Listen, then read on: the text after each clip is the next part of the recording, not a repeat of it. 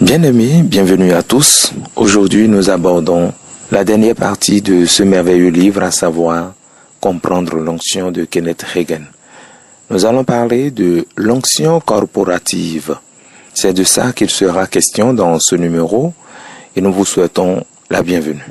Comprendre l'onction de Kenneth Hagin, l'onction corporative, et nous commençons. Je suis pleinement convaincu, bien que rien dans la Bible ne puisse confirmer ni infirmer cette opinion, que nous tous, en tant que corps de Christ considérés comme un ensemble, avons la même mesure du Saint-Esprit qu'avait Jésus, mais non en tant que membres individuels du corps de Christ. L'onction la plus grande de toutes est l'onction corporative. Prenons le temps d'examiner quelques passages de l'Ancien Testament, car il abonde en images et en types qui nous concernent. Le deuxième livre de Chroniques nous apprend comment fut consacré le temple de Dieu. 2 Chroniques 5, 11 à 14.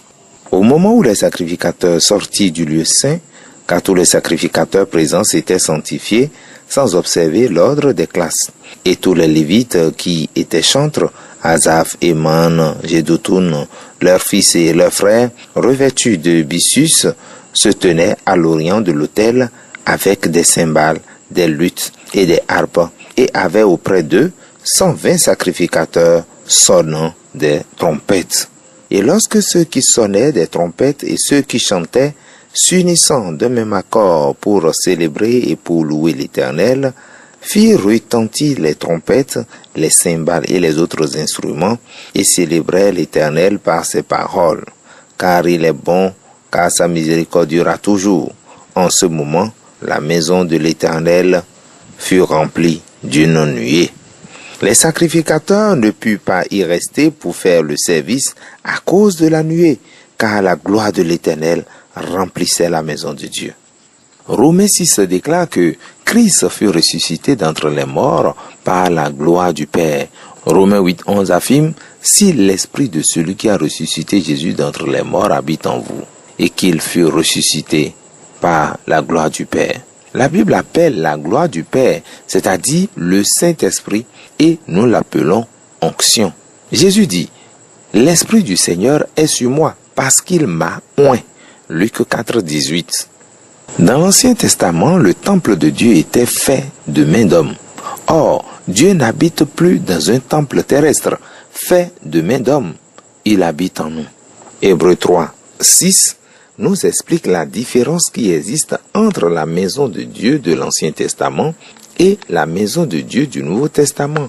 Mais Christ l'est fidèle comme fils sur sa maison, et sa maison, c'est nous, pourvu que nous retenions jusqu'à la fin la ferme confiance et l'espérance dont nous nous glorifions. L'Église tout entière, considérée de manière collective, est le temple de Dieu. Remarquez encore ce que déclare 1 Timothée 3:15. Mais afin que tu saches, si je tarde, comment il faut se conduire dans la maison de Dieu, qui est l'Église du Dieu vivant, la colonne et l'appui de la vérité. Il n'est nullement question ici de bâtiment, mais de l'Église. L'Église du Dieu vivant est la maison de Dieu. Et 1 Corinthiens 3:16 affirme, « Ne savez-vous pas que vous êtes le temple de Dieu et que l'Esprit de Dieu habite en vous ?» Dans l'Ancien Testament, le temple de Salomon fut à 3 reprises qualifié de maison de Dieu. Mais nous sommes présentement la maison de Dieu. Une autre traduction de la Bible dit ceci. Ne discernez-vous pas et ne comprenez-vous pas que vous, toute l'église de Corinthe, êtes le temple de Dieu, son sanctuaire, et que l'Esprit de Dieu a sa demeure permanente en vous pour être chez lui en vous de façon collective dans l'église, mais aussi de façon individuelle. 1 Corinthiens 3:16. À partir de là, vous pouvez constater qu'il existe une onction individuelle en nous, parce que l'Esprit, c'est-à-dire cette onction, est en nous, mais qu'il existe également une onction corporative. Nous sommes bien souvent conscients de sa présence au milieu de nous. Mais pour quelles raisons ne se manifeste-t-il pas plus souvent? Effectuons un retour en arrière dans l'Ancien Testament et voyons ce qui rendait possible la manifestation visible de la gloire de Dieu. 2 Chroniques 5:13 évoque les chantres et les instruments de musique qui ne firent qu'un dans le chant des louanges à Dieu, car il est bon, car sa miséricorde durera toujours. Alors la nuée descendit et emplit tout l'édifice en sorte que les prêtres ne purent pas y demeurer pour assurer leur service. Il y a là une vérité, c'est un corps corporatif qui chantait les louanges de Dieu, provoquant la manifestation de sa gloire. Les pentecôtistes le savaient autrefois, mais il semble que les charismatiques actuels n'en sachent pas grande chose.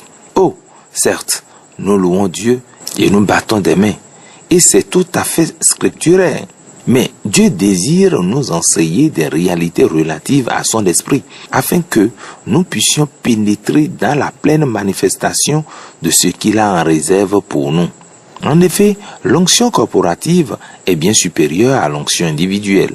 Prenons le temps de nous arrêter sur quelques passages du Nouveau Testament, parallèles à des textes de l'Ancien Testament, et qui nous seront en aide. Acte 2, 46 à 47. Ils étaient chaque jour tous ensemble assidus au temple. Ils rompaient le pain dans les maisons et prenaient leur nourriture avec joie et simplicité de cœur, louant Dieu et trouvant grâce auprès de tout le peuple. Et le Seigneur ajoutait chaque jour à l'Église ceux qui étaient sauvés. 3 points sont à noter dans ces 2 versets de l'Écriture. 1. Tous ensemble. 2. Avec joie. Et 3. Louant Dieu. Nous lisons dans Acte 4 que Pierre et Jean reçurent l'interdiction de prêcher et d'enseigner. Acte 4, 23-24. Après avoir été relâchés, ils allèrent vers les leurs et racontèrent tout ce que les principaux sacrificateurs et les anciens leur avaient dit.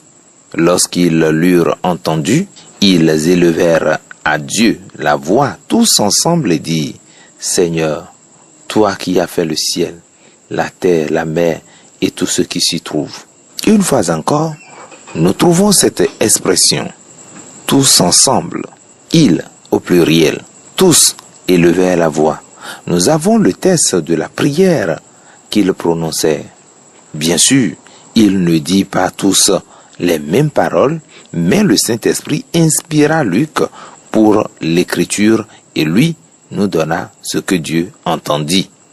Les conséquences de la louange. Remarquez que lorsqu'ils élevaient la voix tous ensemble, la première phrase qu'ils prononcèrent fut celle-ci. Seigneur, toi qui es Dieu. Selon une autre traduction du même passage, c'est-à-dire le verset 24. Seigneur, toi qui es Dieu, selon une autre traduction du même passage au verset 24. Ils le magnifièrent en tant que Dieu.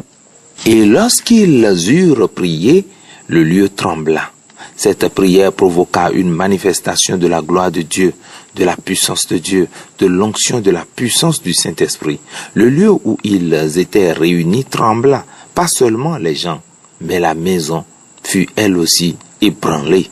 Il est des gens qui s'excitent à l'idée que le Saint-Esprit agit dans les personnes et que celles-ci tremblent parfois ou même tombent sous l'effet de la puissance. Mais attendez que les bâtiments se mettent à trembler. Le lieu où ils étaient tous rassemblés trembla. Ils furent tous remplis du Saint-Esprit et prêchèrent avec hardiesse la parole de Dieu. Nous lisons dans le 16e chapitre des Actes que Paul et Silas avaient été battus, leur dos saignait et ils furent jetés au fond de la prison. Leurs pieds étaient entravés. Mais à minuit, Paul et Silas prièrent. Des gens ont prié et prié et prié maintes et maintes fois. Et j'ai parfois vu des gens s'épuiser à prier. Mais il faut parfois prier. Et 3 points de suspension. Paul et Silas ne se contentaient pas de prier. Ils prièrent et chantèrent les louanges de Dieu. Et ils le firent à haute voix parce que tous les autres détenus les entendirent. Souvenez-vous qu'il est écrit dans le psaume 22:3 que Dieu habite au milieu des louanges d'Israël. Il est le même Dieu qu'autrefois. Il n'a pas changé d'un seul iota. Dieu descendit et vint habiter au milieu des louanges de Paul et de Silas. Il ébranla cette vieille prison en sorte que les portes s'ouvrirent d'elles-mêmes et que les chaînes tombèrent de leurs pieds. Actes 16, 26 dit ceci. Tout à coup, il se fit un grand tremblement de terre, en sorte que les fondements de la prison furent ébranlés. Au même instant, toutes les portes s'ouvrirent et les liens de tous les prisonniers furent rompus.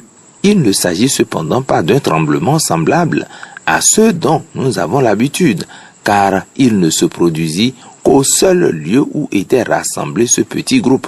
Un rassemblement de terre ordinaire n'aurait pas eu pour résultat de rompre les liens des détenus. Il n'aurait pas fait tomber les chaînes de leurs pieds. Et pourtant, c'est ce qui se produisit dans ce cas précis. Souvenez-vous d'Ésaïe 10, 27, qui déclare que l'onction brise le joug, la puissance de l'onction corporative. Je peux être moi-même oint, imposer les mains aux gens et voir un certain pourcentage de ces malades guéris. Mais l'onction corporative a de plus grands effets. Un jour, je prêchais, j'eus l'impression d'entendre un vent traverser l'édifice. Tous l'entendirent. Et ce soir-là, tous les pécheurs dans l'auditoire se convertirent. Tous les rétrogrades firent un retour vers Dieu. Tous ceux qui n'avaient pas le Saint-Esprit se mirent à parler en langue. Et tous les malades furent guéris. Une femme dans l'assistance était couchée sur un brancard. Elle avait subi 6 opérations et les médecins avaient déclaré qu'il était inutile d'en tenter une autre. Ils ne lui avaient donné que 6 mois à vivre et 4 s'étaient déjà écoulés. C'était l'image même de la mort, un cadavre vivant. Personne n'avait prié pour elle, ni même ne l'avait touchée pendant la réunion. Mais lorsque passa ce vent dans l'édifice, elle bondit de son brancard et sillonna les années en courant. Elle était guérie. Une autre femme se croyait sauvée parce qu'elle était membre d'une église. Mais quand ce vent se manifesta, elle fut sauvée, se rendant compte qu'elle ne l'avait pas été auparavant. Elle se mit à parler en langue. À son retour à la maison, tous ses handicaps physiques avaient disparu. Quelque temps plus tard, je revins dans cette même localité tenir des réunions de réveil et elle dit ceci. En plus de tout cela, je n'ai plus jamais touché une seule cigarette. Je n'ai même plus éprouvé le besoin de fumer. Et l'idée ne m'en est plus jamais venue. Dieu désire que nous possédions aujourd'hui cette onction corporative supérieure et nous allons la recevoir. Nous n'en sommes plus très loin.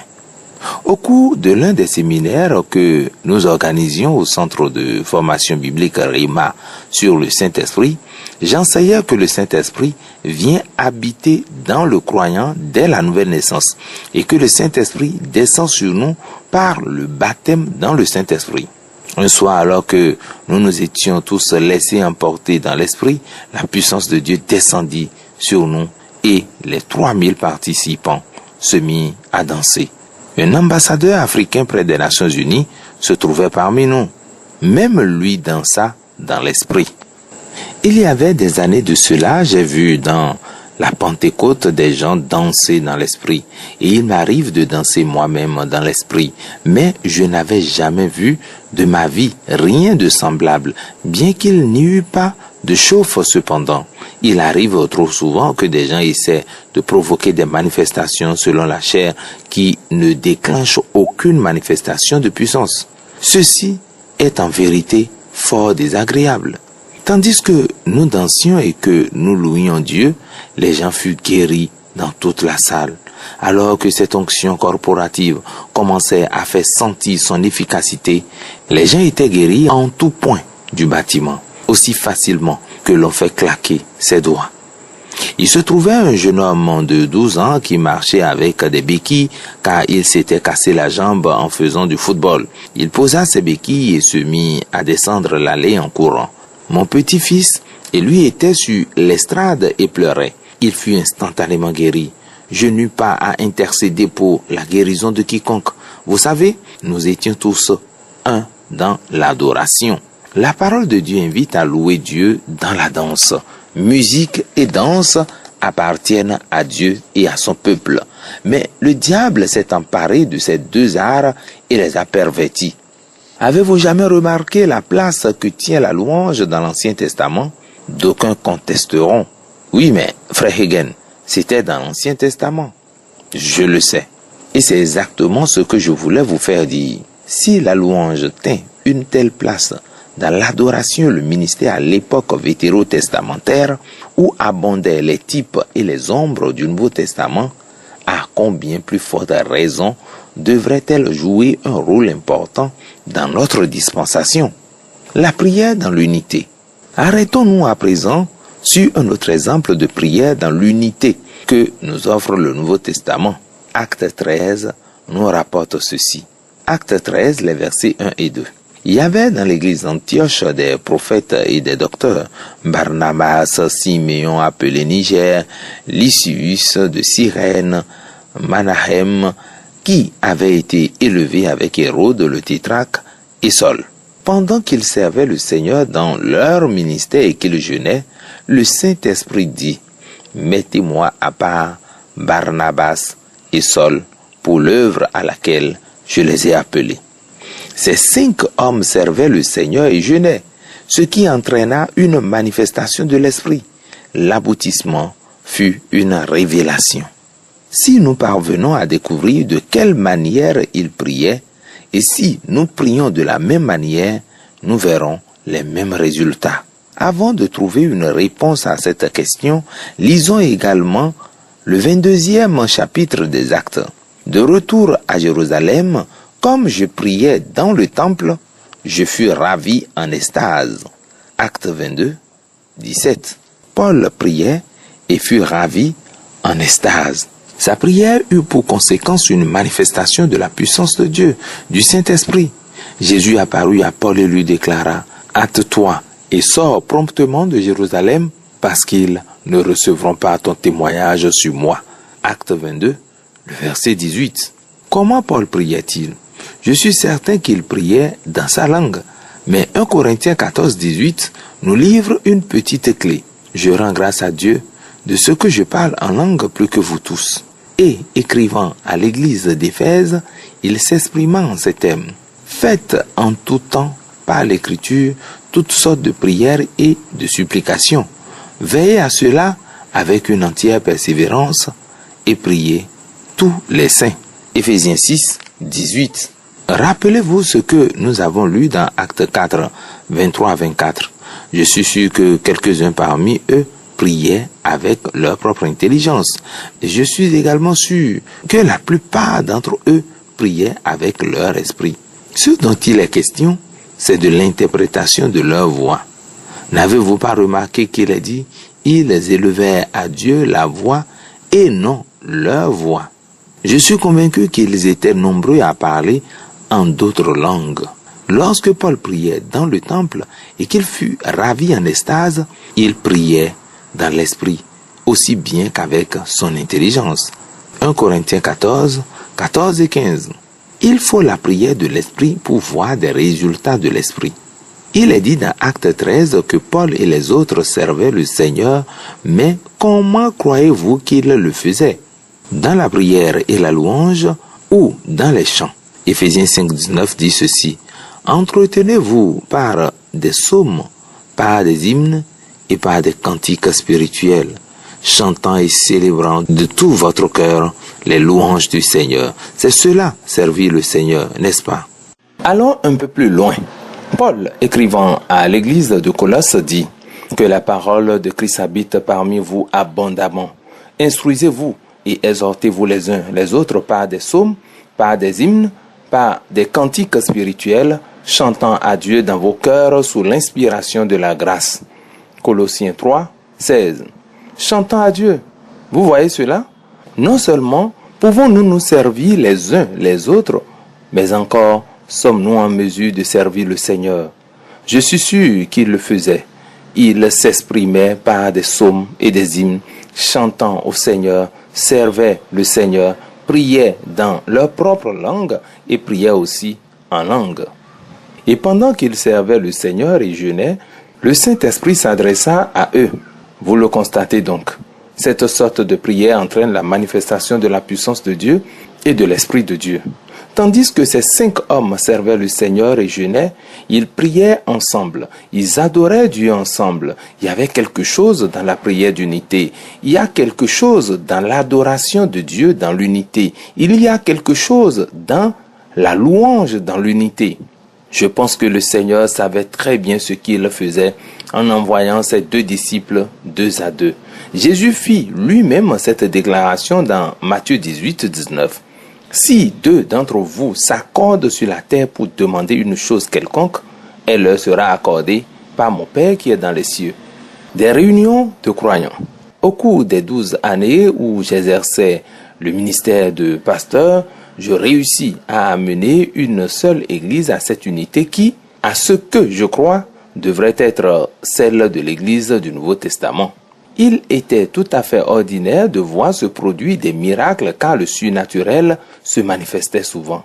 Dans les années 1939 et 1940, nous vécûmes la fin de la Grande Dépression. Les réalités étaient alors bien différentes et c'était le dimanche soir que les gens venaient en grande foule aux réunions. Vous savez, en 1939, on pouvait aller au cinéma si on avait $0.10, mais personne n'en avait.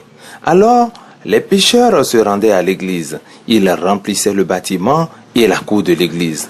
Nous n'avions pas de climatiseur et au printemps comme en été, en automne aussi, les fenêtres restaient ouvertes. Il y avait davantage de gens dehors que dedans. Il y avait des gens dehors sur 12 à 15 rangs, tous les regards tournés vers l'intérieur. Devant, derrière, dans la rue, ils restaient tous debout, sans broncher, les regards dirigés vers l'intérieur de l'église. Les réunions que je tenais le dimanche matin étaient d'une nature différente de celle du soir. L'auditoire se composait en majorité de membres d'église et ainsi, à la place d'une réunion d'évangélisation, nous avions ce que j'appelais une réunion de croyants. Pendant presque 2 ans, je ne prêchais pas la plupart du temps. J'étais assis sur l'estrade et je disais à l'auditoire la direction du Saint-Esprit. Si vous avez reçu quelque chose, levez-vous et donnez-le. Je disais aux gens, si vous voulez chanter, si vous voulez danser, si vous voulez prophétiser et parler en langue, n'ayez pas peur de vous tromper. Nous vous aiderons à trouver le droit chemin. Nous vous aiderons sans vous critiquer. Nous vous assisterons dans l'amour. Et vous savez, nous avons ainsi connu l'un des plus grands mouvements que l'on puisse vivre dans son existence. Parfois, nous chantions et louions Dieu. Puis, nous avions des instants de calme. Ces réunions duraient certains jours jusqu'à 1h30 ou 2h de l'après-midi. Certains moments, il s'écoulait de 45 minutes à 1h30 sans que personne ne bouge. Or, nous n'avions pas de garderie, ni de salle d'école du dimanche, et il n'existait même pas de sanitaire dans le bâtiment. Mais je vis la puissance de Dieu descendre, le Saint-Esprit entrer dans son temple, l'onction descendre, et l'auditoire était saisi d'une sainte crainte. Il ne s'agissait nullement de la crainte que l'on peut éprouver à la vue d'un serpent à sonnette ou à l'approche d'une tornade. Cette sainte crainte s'emparait de nous tous. Personne ne disait un seul mot, pas un seul enfant ne pleurait. On aurait pu entendre une épingle tomber. On avait le sentiment que les gens craignaient de faire un seul mouvement et la gloire descendait. On avait l'impression qu'on aurait pu en couper un gros morceau pour l'emporter chez soi. Un homme qui n'était pas converti amenait sa femme aux classes bibliques et à l'église, puis s'en retournait en ville. Il revenait aux environs de midi la rechercher. Mais un jour, il gara sa voiture dans le parking proche de l'église et comme il ne pouvait rien entendre, il sortit de la voiture et s'approcha d'une fenêtre. Il raconta par la suite: « Je savais que vous étiez tous là parce que le parking était complet. Mais je me suis demandé, l'enlèvement a-t-il eu lieu? Il s'était vraiment attendu à trouver l'église vide. Mais il vit que tous étaient là. Furtivement, il prit place au dernier rang. Pendant 10 minutes, personne ne dit un seul mot. Soudain, Il se mit à trembler à sa place. Puis, il se leva, remonta l'allée, toujours en tremblant, et, tombant devant l'autel, il se mit à crier à Dieu. Personne ne s'approcha de lui pour prier en sa faveur. Tous restaient assis. Et je dis, Dieu a commencé son œuvre. Laissons-le l'achever. C'est là que se situe notre problème. Nous interférons trop souvent.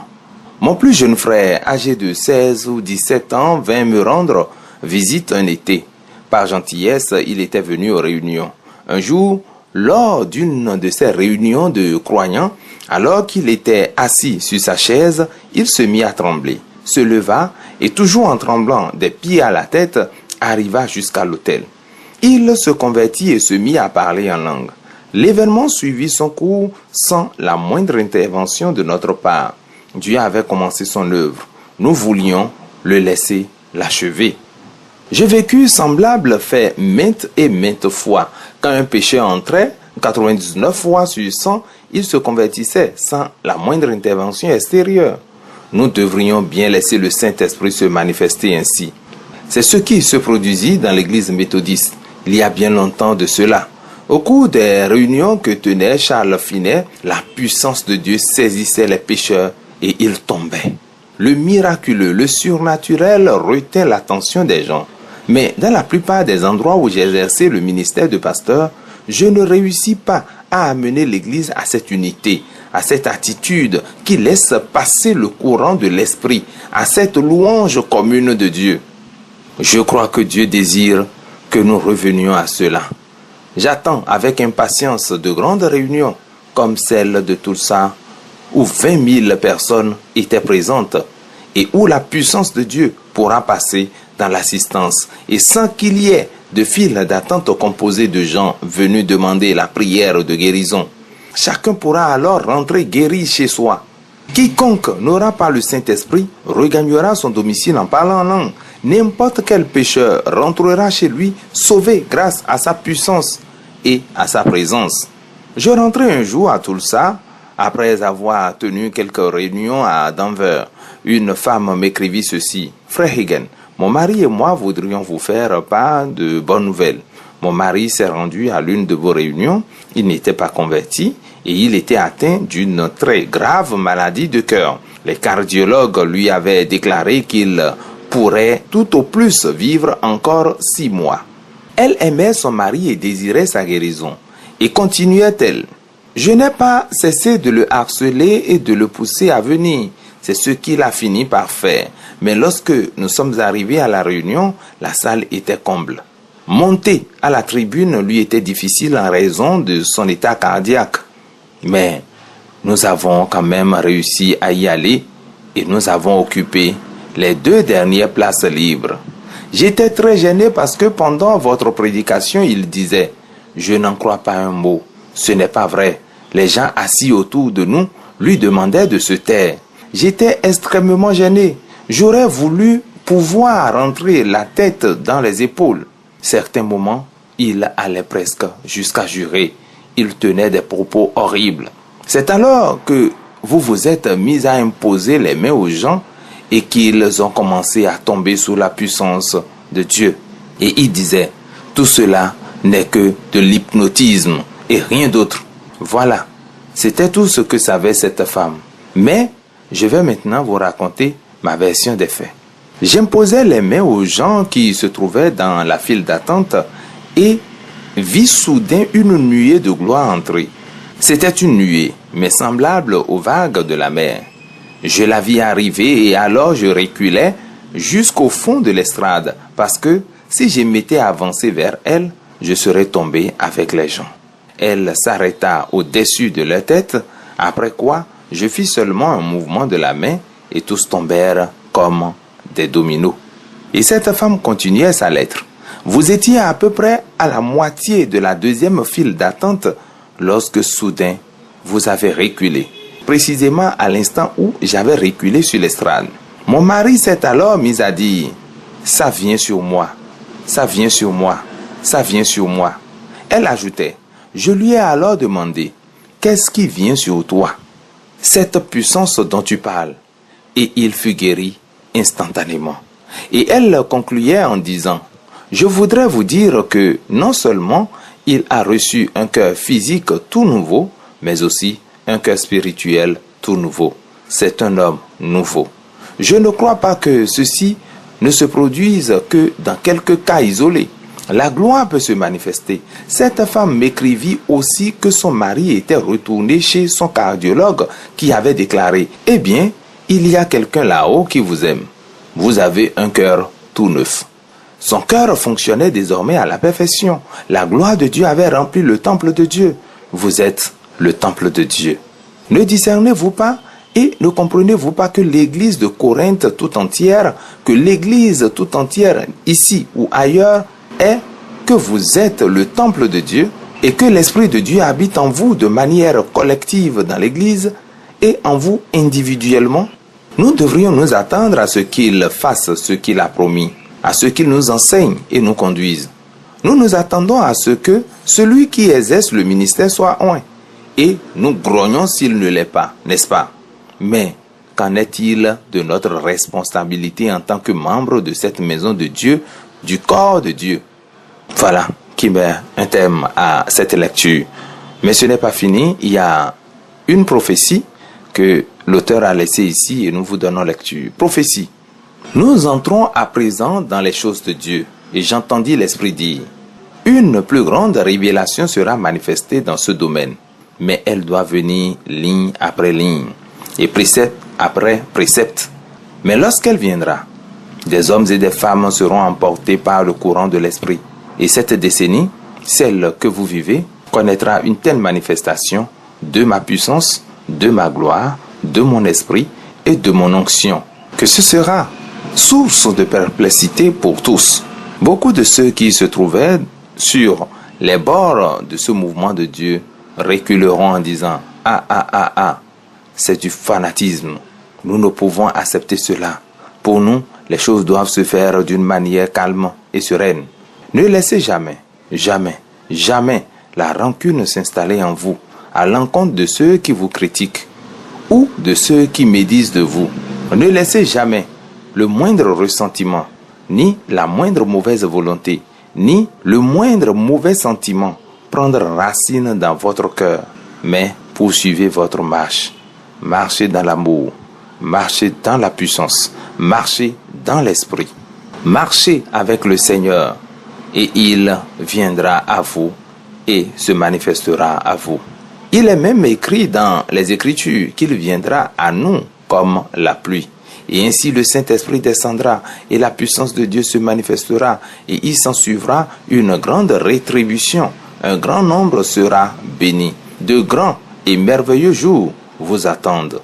Poursuivez votre marche en avant et vous verrez la gloire du Seigneur vous apparaître. Beaucoup marcheront dans l'esprit et tous reconnaîtront. Il se produit des miracles là. Dieu a jugé bon de leur faire miséricorde.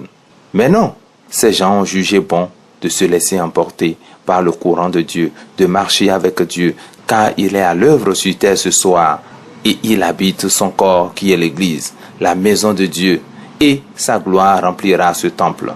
Nombreux seront ceux qui s'écrieront, « Je n'approuve pas ces choses. Nous avons ici une Église assez bonne. Dieu nous a donné son approbation. » Mais, dit l'Éternel des armées, je mets mon approbation seulement sur ce qui est en accord avec ma parole.